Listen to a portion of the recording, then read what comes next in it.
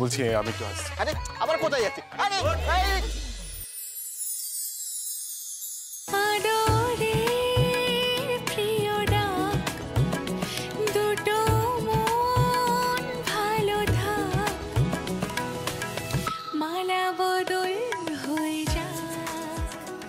সোজা হ না, মানে সবই ঠিক ছিল, কিন্তু আমার মনে হয় যে তোমার ভাতটা ঘটক দিদি ঠিক মানে, তাই না? হ্যাঁ পারছি।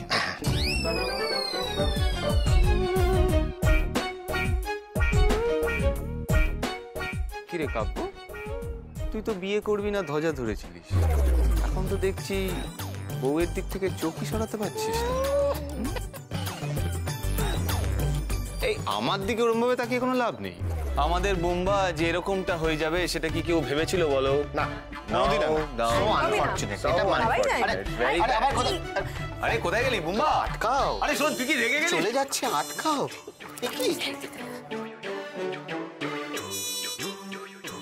দাদা ভাইয়ের যা অবস্থা দেখছি, যেটুকু বরফ আছে সেটুকু বরফ মনে আজ রাতেই গলে যাবে মনে হচ্ছে। বৌদি, ও আরেকটা কথা মনে রাখবেন, এই বিয়েটা কিন্তু আমি নিজের ইচ্ছায় করিনি, বাবার ইচ্ছায় করেছি। এতদিন বিয়ের ঘটকালি করেছি, বিয়েতে বউ ভাতে বর কনে কেমন আনন্দ করে, চোখে চোখে কথা বলে, আর আমার কপাল দেখো, ভালোই একজনকে জুটিয়ে দিলে প্রজাপতি বোম্বা। তোমার মনে যে কি আছে তুমিই জানো। তবে খিটখিটে হলেও লোকটা খুব খারাপ না।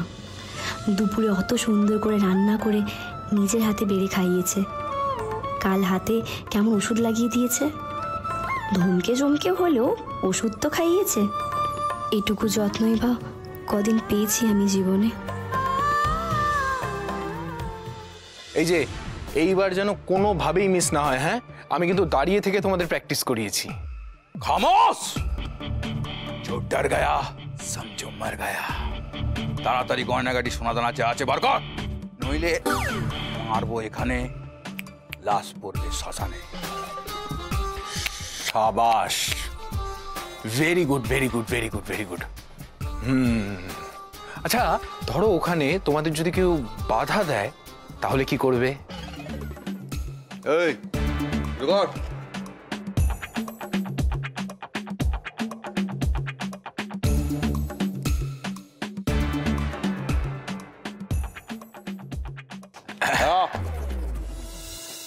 খুব ভালো খুব ভালো খুব ভালো।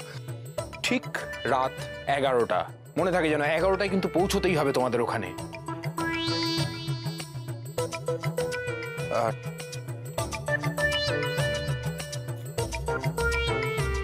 এটা তোমাদের অ্যাডভান্স, ঠিক 11টা। এই সব ঠিক আছে দাদা, কিন্তু পেটে জল না পড়লে তো কাজটা হবে না। কি? লোকের গাড়িতে বড় মামা আসছে। আবার পেটে জল? এই না না না না না না না, আর পারবো না। আগের বার সেই জল খেয়ে যা ছড়িয়েছিলে তোমরা, না না এবার আর হবে না, হবে না। এই দাদা বিশ্বাস করুন, আর ছড়াবো না, আর ছড়াবো না। এই মা কালী তুমি বলছে আর ছড়াবো না। এবারে সত্যিকার ডাকাতির মতন ডাকাতিটা করবো। কিন্তু ওই মায়ের কারণ সুদা না পান করলে তো খালি পেটে স্টেজে উঠিনি। ঠিক আছে, দেখছি কি করা যায়। তো তোমরা রিহার্সালটা করো ঠিক করে। যাও শুরু করো। আসল জিনিসটাই ঠিক নেই, শুধু মাল মাল মাল মাল মাল।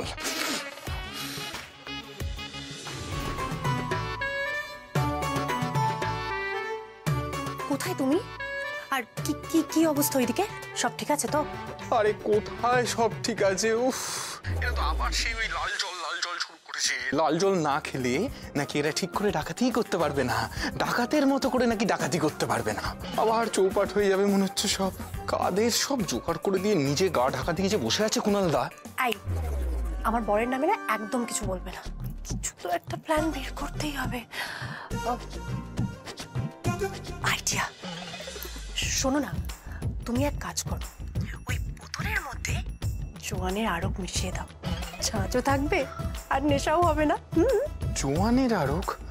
আরে এরা মাতাল, এরা বুঝতে পারবে। উফ, আরে বাবা তুমি বলে দেবে যে এগুলো ফরেনের মাল, যা গাধা লোকগুলো কিছুই বুঝতে পারবে না।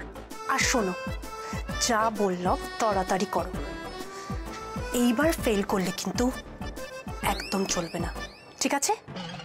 রাখলাম।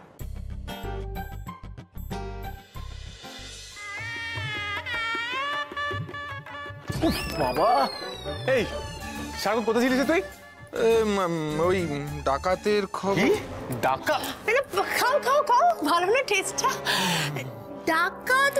ডাকাত নয়, ও মানে বলতে চাইছিল আসলে ডাকাডাকি। বিয়ে বাড়ি তো মানে সবাই সবাইকে ডাকাডাকি করছে। মেজমামি কখন থেকে ডাকছে তোমাকে শোন? যাও। ডাকছে আসলে দাদার বিয়েতে ভাইয়ের অনেক কাজ থাকে না, আমি যাই। যাও তাড়াতাড়ি যাও, যাই।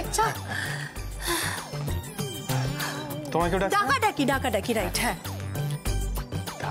দাদার বিয়ে করে মাথা খেয়ে ফেলছে একেবারে। এই যে ও দাদা, আরে সানাইয়ের আওয়াজটা কমান না, কমান তো, মাথা খেয়ে ফেলে দিচ্ছে সারাক্ষণ প্যাঁ প্যাঁ। যান আপনারা খেতে বসে পড়ুন।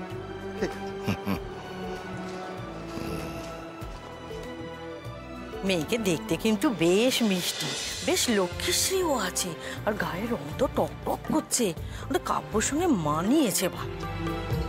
ওই রূপটুকুই আছে, বাপের বাড়ির যে অবস্থা শুনলাম তো নিজে ঘটক, ঘটকালি করতে গিয়ে নিজেই বিয়ের পিড়িতে বসেছে, শুনেছ তো?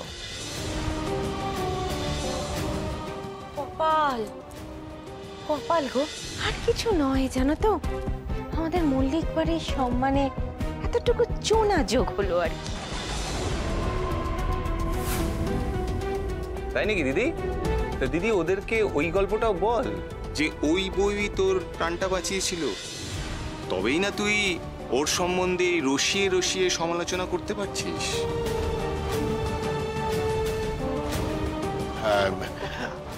আসলে আমার বৌমা ঘটক, মানে হচ্ছে গিয়ে ওয়ার্কিং লেডি, বুঝলেন?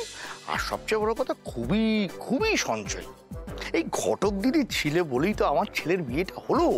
মানে ঘটক দিদি তো আমার ছেলের বন্দোবস্ত করলো বিয়ে, নাহলে হতো নাকি?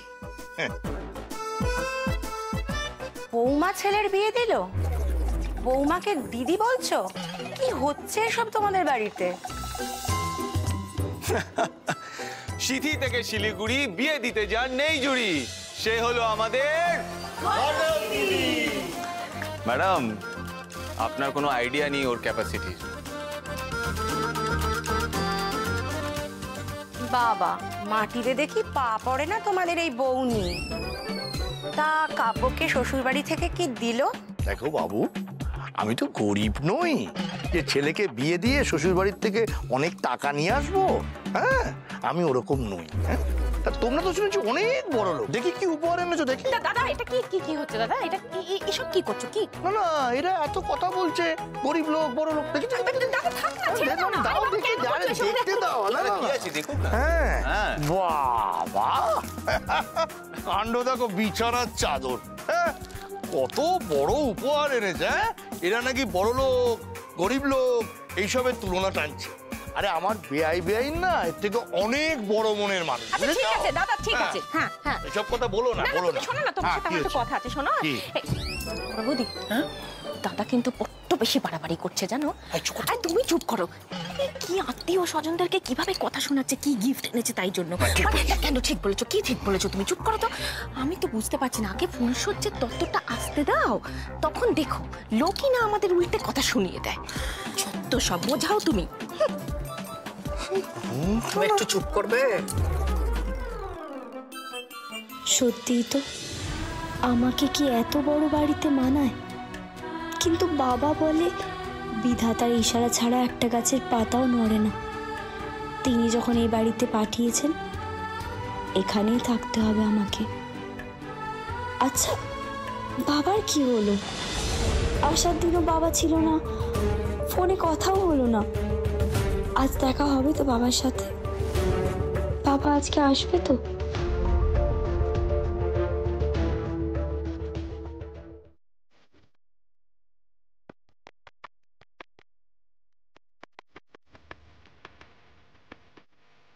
দাদা দাদা বলছি যে গাড়ির ওই পিছন দিকে তত্ত্বগুলো আছে একটু নামিয়ে দেবেন। আর আমি না আপনাকে 2-5 টাকা বেশি দেব, একটু 2-5 মিনিট একটু এখানে থেকে যাবেন।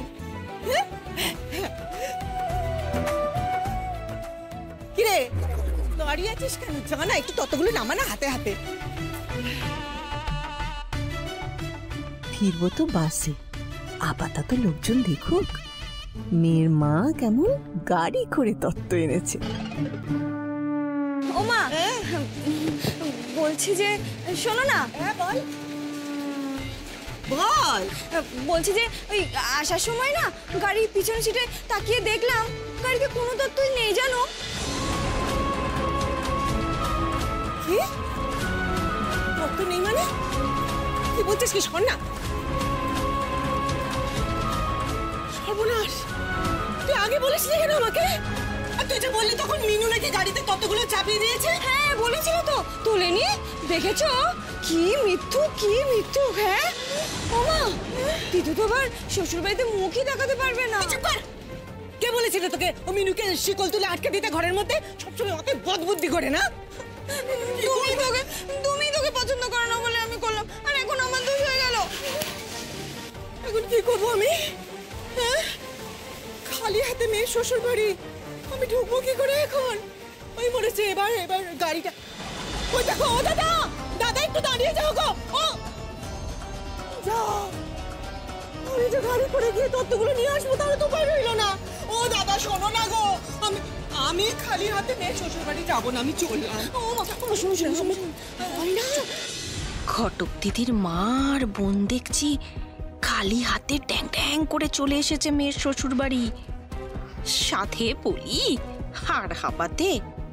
না এইবার অপমানটা করা কাকে বলে আমি দেখাবো।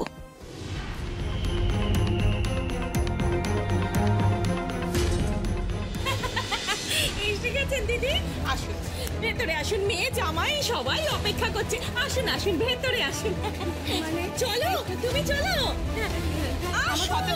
না না আজ আর কোনো কথা শুনবো না, তাড়াতাড়ি আসতে হবে। আসুন আসুন। আরে কি হলো? আসুন না। আসুন আসুন বেয়ান, ভেতরে আসুন আসুন। যাক বাবা, ওরা সবাই এসেছে। তার মানে মা, বাবা, মিনুমা, টোটো কোম্পানি, ওরাও নিশ্চয় সবাই এসেছে। দাদা ও এদিকে। দাদা হ্যাঁ হ্যাঁ এসো, এই, বেয়ান এসছেন, কোনে যাত্রীর তত্ত্ব নিয়ে এসছেন ফুলসজ্জা। ঠিক আছে, আমি বলছি বেআই মশাই আসেননি? এ কি, বাবা আজও আসেনি আর মিনুমাও আসেনি? ও তত্ত্ব আসছে না তাহলে? এতে কি হয়েছে? ওটা কোনো ব্যাপার নয়। শরবত খান, একটু চিকেন পকোড়া খান। আমি বলছি এই একটু পকোড়া চা আর শরবতটা এদিকে নিয়ে এসো তো।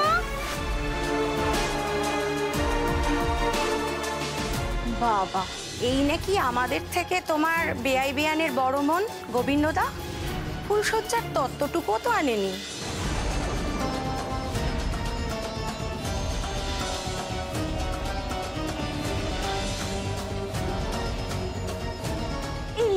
আপনি না এসবে কান দেবেন না বেয়ান, ছাড়ুন তো।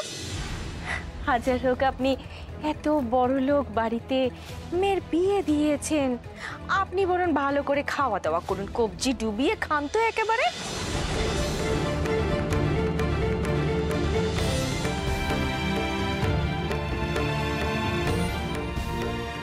কি আনন্দ হচ্ছে না?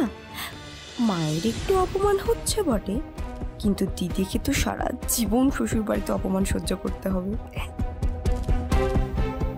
এবার তত্ত্বগুলো কালকে আনলে লোকে ভাববে ঠেতানি খেয়ে তত্ত্ব সাজিয়ে এনেছে। মেয়ের বিয়েতে তো 1 পয়সাও খরচা হয়নি দেখলাম।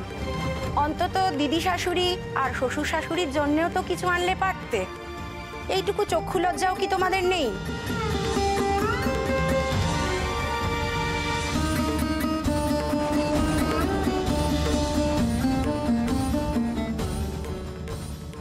বড় বৌদি, ছি ছি ছি ছি ছি ছি ছি ছি, একবারই আত্মীয় স্বজনের সামনে কিভাবে আমাদের নাকটা কাটা গেল। হ্যাঁ, লজ্জায় মাথা হেঁট হয়ে যাচ্ছে যেন আমাদের পরিবারের সবার। আমার না ভাবতেই কেমন লাগছে গো, 1 পয়সা খরচা না করে মেয়েকে পর করে দিল। ইস, মাকে কত অপমানিত হতে হচ্ছে। আমাদের পক্ষে তত্ত্ব দেওয়া সম্ভব নয়, এটা আগেই বলে দেওয়া উচিত ছিল আমার। কি ব্যাপার গবাদা, মুখে কুলু পাটলে দেখছি, কিছু বলো। বরং আমি একটা কথা বলি, তখন থেকে সবাই মিলে তত্ত্ব করছেন, এটা কিন্তু আমার শুনতে একদমই ভালো লাগছে না।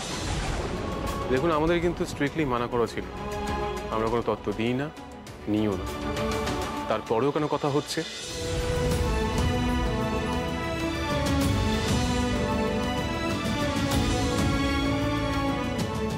শাক দিয়ে আর মাছ ঢাকিস না বাবু, গায়ে হলুদে তো গাড়ি ভর্তি করে তত্ত্ব পাঠানো হয়েছিল। Yes, correct.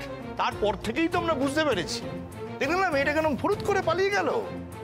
সেইখান থেকে আমরা সিদ্ধান্ত নিয়েছি যে দেওয়া নেওয়া সব বন্ধ, শুধু ভালোবাসা আর সম্মান আদান প্রদান হবে। ওসব গা বাঁচানো কথা রাখো, আমরা না কেউ ঘাসে মুখ দিয়ে চলি না।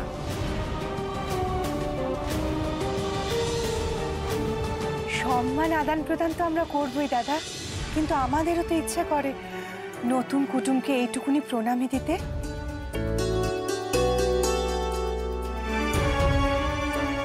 আয় তোরা। হ্যাঁ,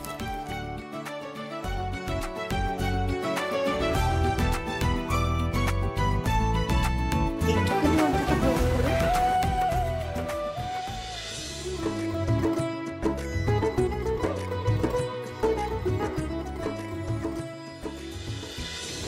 বাইরে থেকে আটকে আসছিল, বেরোলো কি করে? ভূত ছাড়া কি হবে মা? তুমি ওখান থেকে এখানে এলে কি করে? হ্যাঁ, আর বলো না দিদি, তত্ত্বের ঘরে বাইরে ছিটকিনিটা তো পড়ে গেছিল, আমি বেরোতে পারছিলাম না, খুব ডাকাডাকি করলাম, তোমরাও চলে এলে আমাকে ছেড়ে। তারপরে এই টোটো কোম্পানির বাচ্চারা, ওরা তো দিদিমায়ের বউ ভাত খাবে বলে সেজে গুজে আসছিল, ওরাই আমাকে খুলে দিল। তোমাদের ঘরে ছিটকিনিটা সারিয়ে নিও কিন্তু, কোন দিন দেখবে তুমি ভেতরে আটকা পড়ে যাবে। আসলে না, দিদিমায়ের সাথে দেখা করবে বলে দিদি হুড়মুড় করে চলে এসেছিল। এই তত্ত্ব নিয়ে আসার দায়িত্ব আমার আর এই টোটো কোম্পানির ওপরেই ছিল, তাই আমাদের আসতে একটু দেরি হয়ে গেল।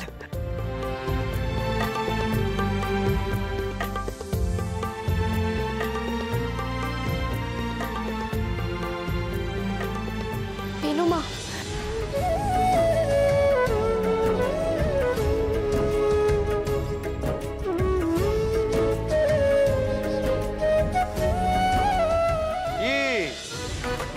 তর্কবাগিস, তর্কালঙ্কার, হ্যাঁ সব দাঁড়িয়ে বললে কেন চুপ করে? কিছু বলো এবার। বাবা কেন এলো না? তোকে বলেছিলাম না যে বাবার জরুরি কাজ আছে, বাবা কাজে গেছে। হাসপাতালে ভর্তি শুনলি ছুট্টে বাবাকে দেখতে চলে যাবে, ঝামেলা বাড়বে, দরকার নেই, থাক। ওহ, তত্ত্বটা ঠিক সময় এসে কাজে দিয়েছে। না, এরা দিদিকে আর ফিরিয়ে দিতে পারবে না। সেই বাবাকে তো কাজে যেতেই হবে, এত তত্ত্ব আনতে কম খরচ তো হয়নি। ঘটক জামাই বাবু কেমন আছো?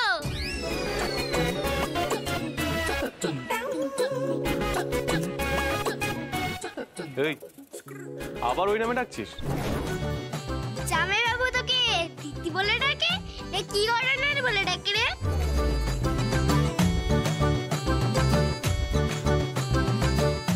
আমার তো মনে হয় ঘটক দিদি বলেই ডাকে।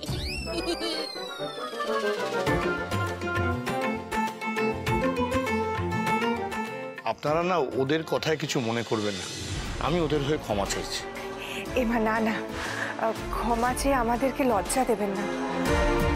আপনারা যে দিদির জন্ম বৃত্তান্ত জানার পরেও ওকে আপনাদের বাড়ির পুত্রবধূ হিসাবে মেনে নিয়েছেন, এটাই তো আমাদের কাছে অনেক বড় পাওয়া, তাই না?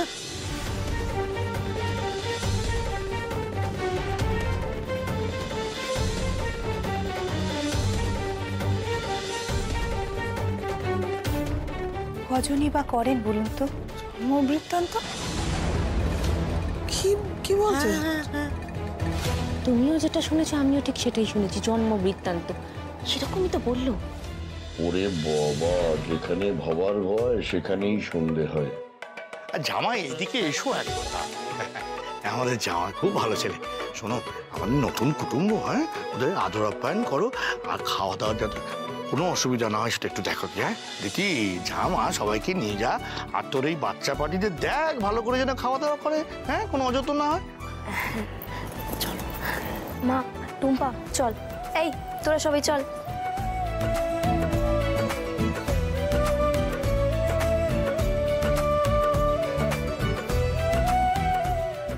হ্যাঁ গো, ঘটক বইয়ের জন্ম বৃত্তান্ত মানে কিসের জন্ম বৃত্তান্ত? কাব্য, এদিকে একবার শোন। বোম্বা, ঘটক বইয়ের জন্ম বৃত্তান্ত সম্পর্কে কিছু জানিস তুই? দাদা গো, এ তুমি কি করলে বলো তো? কোন মেয়েকে তুলে আনলে এমন রাজপুত্রের মতো ভাইপোর জন্য আমার? এই যে কি ব্যাপার বলো তো, কি ব্যাপার? আজকেই সব বলো, না হলে আমি কিন্তু তোমাকে ছাড়বো না। ওরে বাবা, এই জটিলা কুটিলার ভয়ে যে প্রাণ ওষ্ঠাগত, কি করে যে সামলাই। ঘটক দিদির জন্ম মানে মানে আমাদের দিদির জন্মটা। বুড়বুড়ি কাটছো কেন? কি হয়েছে পরিষ্কার করে বলো না। আসলে কি হয়েছে, মানে ঘটক দিদির বাড়ি তুমি যেটা দেখলে আগে ওরকম ছিল না, বুঝলে? মানে এখন তো বেশ একটু ভালো ভদ্রস্থ। তখন একটা একচালা ঘরে বেআইন থাকতো, খুব কষ্ট করে। যখন বৃষ্টি হতো না, ঘরের মধ্যে জল পড়তো। তারপরে আমাদের মা লক্ষ্মীর জন্ম হলো, বুঝলে? মা লক্ষ্মী জন্ম হওয়ার পর ওদের সংসারের উন্নতি হলো। মানে যে বৃত্তান্তের কথা বলছিল না, ওই বৃত্তান্ত। আর তোমাকে আমি কি বলবো, তুমি আমার লক্ষ্মীর বিপরীত। হ্যাঁ, সারাক্ষণ ছেলের পকেট কেটে গয়না কিনে চলে, গায়ে পড়ার তো জায়গা নেই, এমনকি পায়েও জায়গা নেই, তবু কিনে চলেছ। কি বলবো তোমাকে? আরে বাবা, এর মধ্যে আমার গয়না কেনার কথা এলো কোথা থেকে? কোথা থেকে এলো? এই যে কি সব বলে, এইটা ধনতেরাস, এটা অমুক, এটা তমুক, এইসব বলে বলে তুমি ছেলের থেকে গয়না নাওনি? আমাদের বিয়ের পর থেকে এমন শুরু করেছিলে না, যে ধনতেরাসের দিনটা এলেই না আমার মনের মধ্যে ধনতেরাস শুরু হয়ে যায়। এই দিনটা এলে আমার হাত পা কাঁপতে শুরু করে। বেশ করেছি, কিনেছি।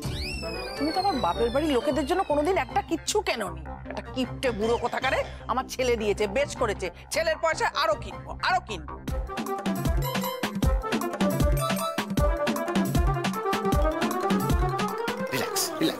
এই যে হ্যাপি ম্যারেড লাইফের জলজান্ত এক্সাম্পল। হ্যাঁ, সারাদিন অশান্তি, একটা অশান্তি শেষ হতে পারছে না, আর একটা ফুড়ে ফুড়ে উঠছে। আমি বলেছিলাম না, বিয়ে মানে ঝামেলা, পদে পদে ঝামেলা। না না না না না, শালা বাবু, তুমি আমার কথাটা মিলিয়ে নি। আমি তো বারবার বলছি, একবার ফুলসজ্জাটা হোক, তারপরে কিন্তু বিয়ের কনসেপ্টটাই চেঞ্জ হয়ে যাবে। একদম কনসেপ্টটাই কনসেপ্টটা চেঞ্জ হয়। কত আইডিয়া না তো, আইডিয়া না রিয়ালিটি। জামাই, কত আইডিয়া তোমার না। তুমি চুপ করো। ডাকাতরা এসে গেছেন। কি বললি তুই? কি ডাকাতের কথা বললি? কি বলছিস? ডাকাত? কি সব শুনছিস বলতো তুই? ডাকাডাকি রে বাবা, ডাকাডাকি। ডাকাত কোত্থেকে আসবে? সানাইয়ের জন্য কিছুই শুনতে পাচ্ছি না। কখন বলেছিলাম সানাইটা কমাতে, কেউ শুনছেই আমার কথা। তবে তুই ঠিকই বলেছিস, ডাকাত পড়লেও পড়তে পারে। বুঝতে পারছিস না তো? আরে বিয়ে মানে তো একটা সুস্থ মানুষের জীবনে হঠাৎ করে অপরিচিত একটা ডাকাত এসে পড়া। বুঝতে পারলি না? অসহ্য।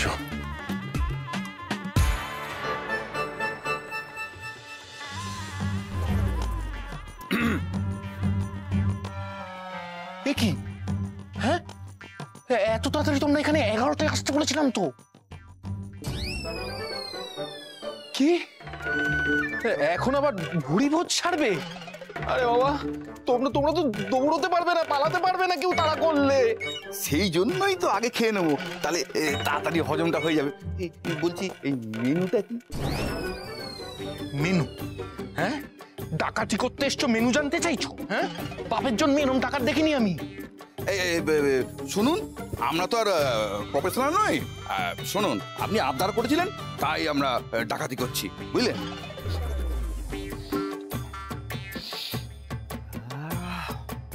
কি সুন্দর পকোড়ার গন্ধ। বলছি এই 2 প্লেট পকোড়া আর ওই বোতলটা আনুন দেখি।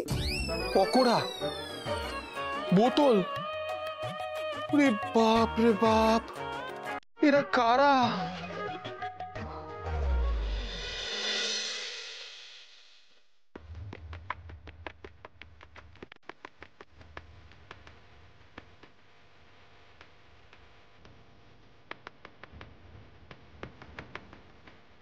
নিজের মনে করে খাবেন। কি করছো? আরে এক পিস এখনো রয়েছে, খাচ্ছেন তুমি, আর একটা দিয়ে দিচ্ছ। কি বলবো না তোমাকে। না না, আমি কি বলছি, এই যে দুটো মাছ খাওয়া পরপর তো ঠিক নয় না, মানে শরীর খারাপ করবে তো, কোলেস্টেরল বেড়ে যাবে, তখন মুশকিল হবে না। দাদা সবসময় কবি আর কি করে, সবসময় শান্তি মতন ওদেরকে একটু খেতে দাও। না আমি মোটেই আর কি করছি না, এই শরীর খারাপ হবে, যতটা পারবে ততটা তো খাবে। দুপুরবেলা 3 পিস মাছ খেয়েছি, কি এখন আবার এই যদি 2 পিস খান, কোলেস্টেরল দেখে, এই দেখেছো কোলেস্টেরল, হ্যাঁ চোখে এই চারদিকে কালো কালো কালো কালো কিছু দাগ হয়েছে।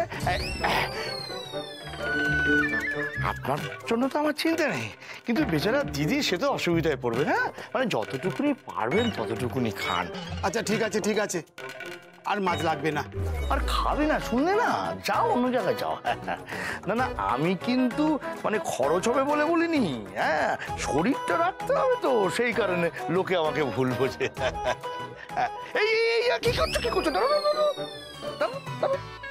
আবার তুমি মাংস নিচ্ছ? হ্যাঁ এতগুলো ভাত খেলে ঢাল দিয়ে, তোমার না ইউরিক অ্যাসিডের প্রবলেম আছে, কাটে ব্যথা বলে তুমি লাস্ট 2 দিন দোকানে আসুন, আর এখন এই সব। না না না, আমি বলছি ডাল দিয়ে যা খাবার খেয়ে নিয়েছো, এই মাছ মাংস এত প্রোটিন খাওয়ার দরকার নেই, বুঝলে? আমি তোমার বুদ্ধি দিই, ওই আলু ভাজা আছে না, হ্যাঁ ওই ভাত দিয়ে আলু ভাজা দিয়ে একটু নুন দিয়ে মেখে খেয়ে নাও। ওখানে বেয়ান আছেন, নমস্কার। হ্যাঁ কোনো অসুবিধা হচ্ছে না তো? ওনাদের সব দিদিমা দেখো, হ্যাঁ মাকে এই আগে একটা করে দাও, একটা করে দাও, খাক তারপরে।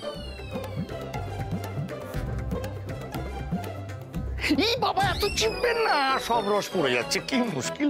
আরে বাবা রসগোল্লায় তো রসই সব, রস ছাড়া কিছু আছে নাকি? কি বলবো বল দেখি, আপনি পক করে মুখে দিয়ে দিন রসগোল্লা, রস শুদ্ধ ভালো লাগবে।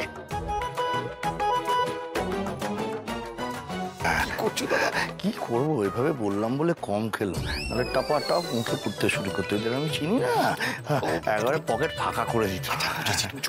হ্যাঁ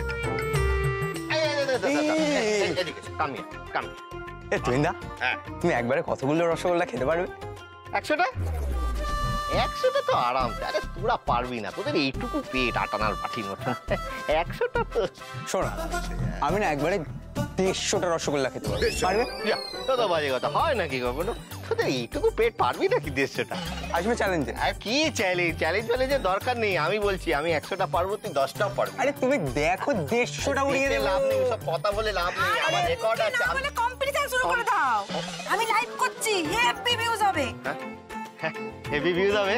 হ্যাঁ তাহলে ঠিক আছে, হ্যাঁ শুরু হয়ে যাক আমাদের কম্পিটিশন রসগোল্লা।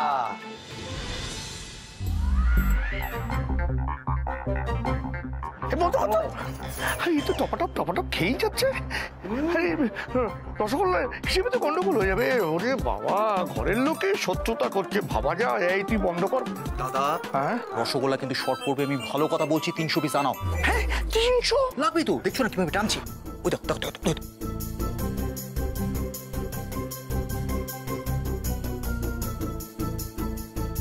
জামাই আমি বলছি কি, খাওয়াটা বন্ধ কর। আবার কেন? ওরে বাবা বন্ধ কর, যথেষ্ট হয়েছে। আমার এদের থামানো যাবে না। এই দিদিমা, এই দিদিমা, এই কম্পিটিশনটা শুরু করেছে, যে করে হোক বন্ধ করতে হবে। কি কি করা যায় বলো দেখি? আয়, তোর শ্বশুর বাড়ি থেকে তত্ত্ব এসছে, তুই থাকবি না বললে হয়? আয় সব ভালো করে দেখ কেমন তত্ত্ব এসছে। দেখ দেখ দেখ কি কি এসছে দেখ। প্রথমে মাই তো আপনার। এই নে কাব্য, এটা তোর। তোমার এটা? হ্যাঁ।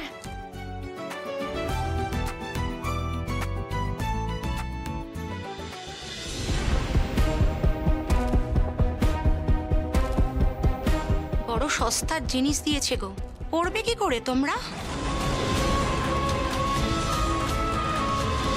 পুজোর শাড়ি হিসেবে না কাজের লোকদেরকে দিয়ে দেওয়াই ভালো।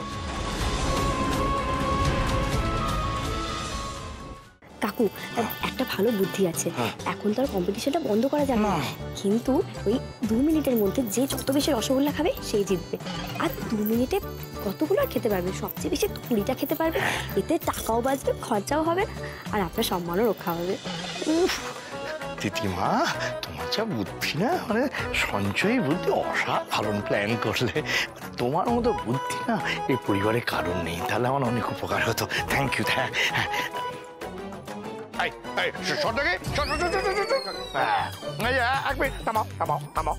কম্পিটিশন বন্ধ না, জামাই কম্পিটিশন হবে হবে। তুই দাঁড়া। কিন্তু দিদি বললো যে ওই ফরম্যাটটা পাল্টে গেল, বুঝলে? এখন হচ্ছে যে নিয়মে হবে যে 2 মিনিটে সবচেয়ে বেশি যে খেতে পারবে রসগোল্লা সে জিতবে। ভালো ভালো ভালো ভালো ভালো। And your time starts now.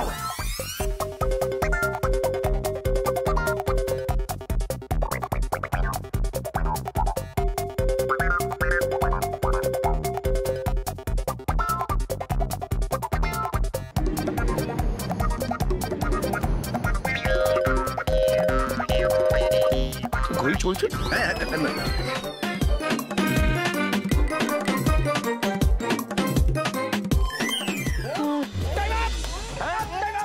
জামাই জিতে গেছে।